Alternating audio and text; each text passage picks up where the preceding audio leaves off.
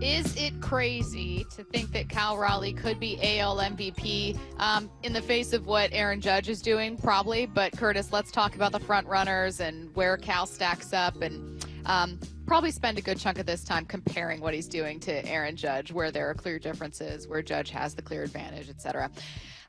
We had a listener text in and say, it's absolutely not asinine to think Cal Raleigh could be AL MVP, save one man named Aaron Judge. But to be a close second to Judge is not a bad place to be at all. Curtis, as of 6 days ago, Cal Raleigh's odds were not second to Judge. Instead, you'd have to look at Bobby Witt Jr., who had the second best odds behind Aaron Judge, who's the overwhelming favorite in the American League to be MVP. I would guess that's changed a little bit on sportsbooks over the last 6 days, but it's kind of Aaron Judge and everyone else is what I'm saying.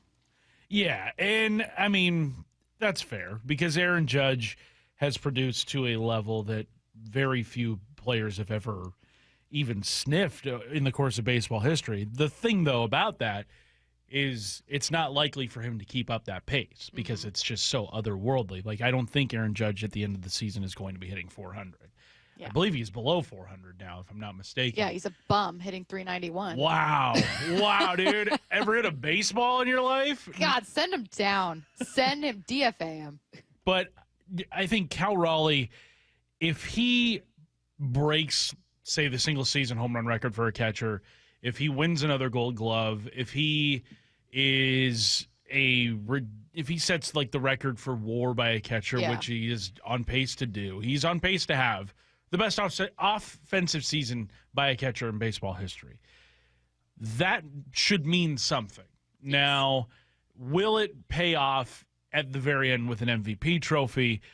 We're still so far away from that, but you have to be talking about him, at least in the conversation of challengers in the American League. I don't think it is cut and dry that Aaron Judge wins unanimously at this point. Yeah. Now, he is the biggest face in baseball. He plays on the most popular team in baseball. That is not going to help anybody's case going up against him. But if you're not paying attention to Cal Raleigh on a national level, you're not doing your job. You don't know ball, son. Exactly. Paul Hembekides last week was on with Brock and Salk and said that, look, if Cal is just average what he normally does the rest of the way, then yes, he is in that MVP conversation. Now, that's not to suggest that he's going to necessarily triple the production that we've seen from the first third of the season, but candidly, he doesn't even have to. If Cal Raleigh merely plays the back of his baseball card the rest of the season, the head start that he has provided himself provides him a really good chance to be an MVP finalist and to be considered clearly and obviously the best catcher in the game. I think the reason why the national perception of him is not yet to this point, aside from us, of course, not watching him every day the way that you do, is because he's so brilliant, it's boring. I'm not bored by his brilliance. Are you bored by his brilliance? He's hitting so many bombs, it's putting me to sleep.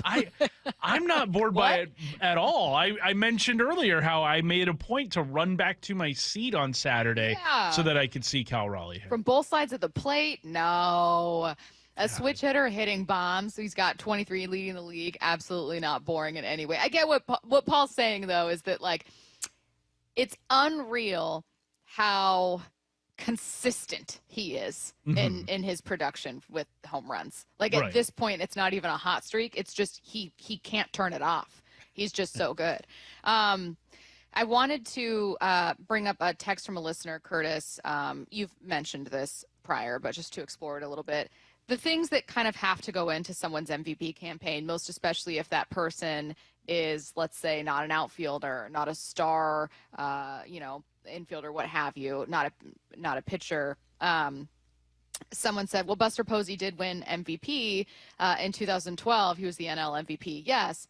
Also of a World Series team with the Giants. And I know that is going to come at different times. But I do think that just like in any other league, the MVP is usually not just quietly producing at a crazy level. You've got to be part of a story. And ball writers and ball knowers can say that that's not the case, but I think that's the case almost no matter what. The MVP will still have to be garnering attention for a while and making a case for why he's just having a phenomenal season. And unfortunately, a catcher much less a catcher hitting a ton of home runs on a team that isn't going to stay in first place, so let's hope the Mariners do, or isn't going to make it to the playoffs, is less of a story. Sure. And Posey in 2012 was just a couple years removed from winning Rookie of the Year and had won his first World Series ring with the Giants, and then they win it again in 2012. One thing that helped him a lot that season in winning the National League MVP is that he won one of the traditional categories. He led the league in one of the traditional categories. And I know a lot of people nowadays say, oh, how valuable are the categories, home runs, RBIs, batting average, what have you. But he won a batting title in the National League as a catcher, which is really hard to do, mainly because it's hard to qualify for the at-bats needed as a catcher.